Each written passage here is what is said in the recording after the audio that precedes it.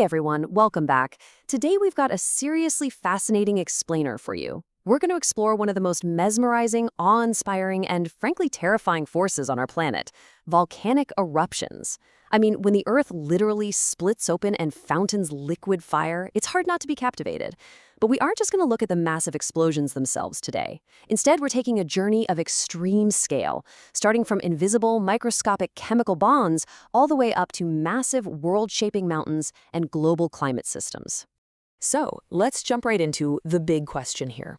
Why do some volcanoes just kind of gently ooze lava, while others literally blow entire mountains to pieces?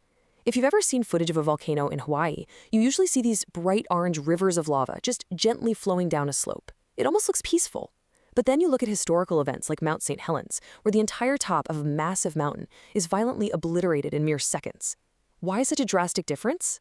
Well, as we're going to uncover today, the sheer violence of a volcanic eruption isn't just about the size of the mountain. It's actually determined by microscopic chemistry.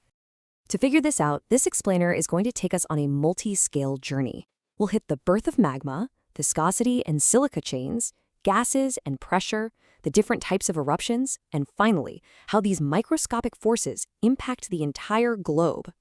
All right, Section 1, the birth of magma. We've got to start deep underground to find the fuel for every single eruption. At its core, magma is simply molten rock. Down in the Earth's upper mantle or lower crust, you have this incredibly extreme heat, mostly generated from the intense decay of radioactive elements like uranium. And this heat does something wild. It forces rigid, unyielding solid stone to physically overcome its internal bonds and literally melt into a supercharged, highly energized liquid. Since this extremely hot liquid is less dense than the solid rock around it, it becomes buoyant. It slowly, relentlessly pushes its way up toward the surface, pulling in massive underground chambers. But what happens next? Well, that depends entirely on the chemical cocktail sloshing around inside.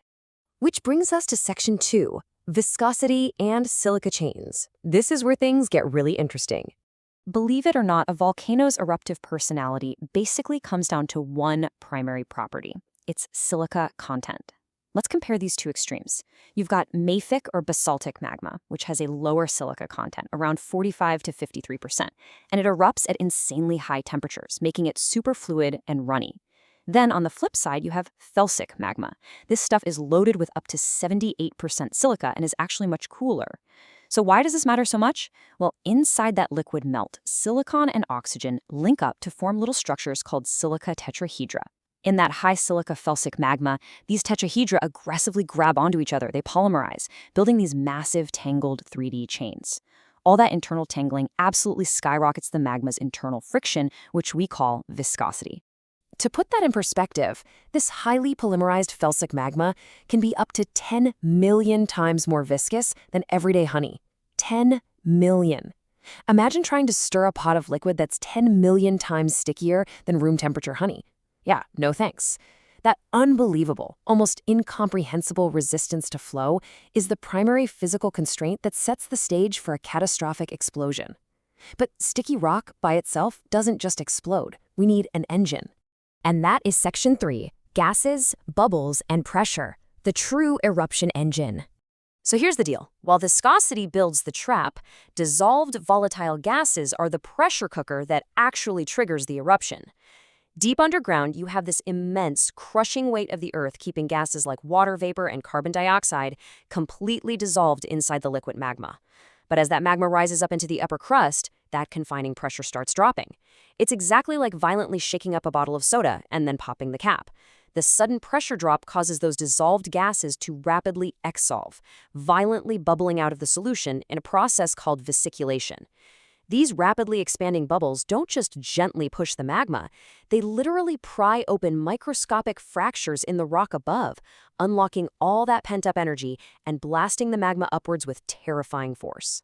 All right, Section 4, types of volcanic eruptions. Let's see what happens when sticky silica and trapped gases finally meet the surface. When you look at this breakdown, it brilliantly illustrates how a volcano's chemical makeup dictates its eruptive style and even the massive landforms it leaves behind. As the silica percentage goes up, eruptions go from quiet and effusive to violently explosive. That fluid, mafic magma, it builds those massive, gently sloping shield volcanoes because the lava can just flow for miles before it cools. But that sticky, felsic magma doesn't travel far at all. It just piles up into these steep, highly unstable stratovolcanoes and lava domes that are just waiting to blow their tops. Let's break that chaos down a bit further. In a Hawaiian eruption, the runny, basaltic magma lets gas bubbles easily float up and escape gently at the surface. You get those gorgeous, mostly safe-to-evacuate lava flows. But as you move down the list toward Volcanian and Plinian eruptions, the physics get terrifying. In that super sticky felsic magma, the expanding gas bubbles get tightly trapped in that dense silica web. They literally cannot escape.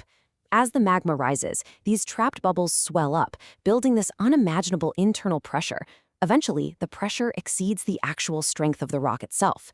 The highly viscous fluid doesn't just flow, it violently shatters into fine ash and pumice, resulting in a continuous cataclysmic Plinian explosion.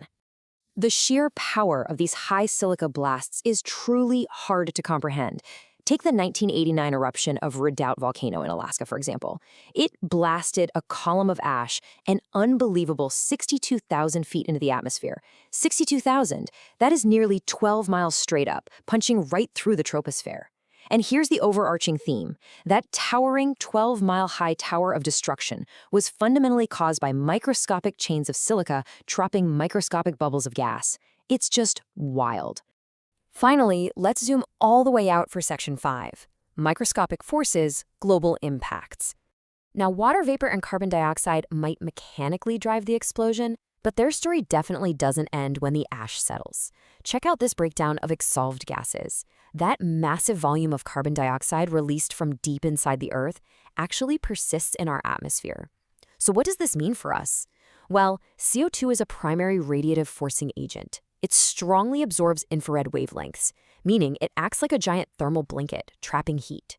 So these singular, localized geologic events are actually injecting huge amounts of greenhouse gases into the air, directly altering Earth's thermodynamic climate system for centuries to come. This entire journey really brings us back to a beautiful scientific principle perfectly captured here. Large-scale observable behaviors are driven by microscopic, molecular, and thermodynamic interactions. It's a great reminder that the breathtaking scale of a volcanic eruption, from the massive mountain it builds, to the sheer violence of its blast, to the gases it pumps into the sky, is ultimately dictated by invisible molecular bonds forming miles beneath our feet. Thanks so much for joining me for this explainer. I really hope this deep dive leaves you totally fascinated by the hidden chemical forces shaping our physical world. The next time you look at a towering mountain or a peaceful crater lake, will you think about the microscopic chains of silica that violently built it? Keep learning, stay curious, and I'll catch you next time.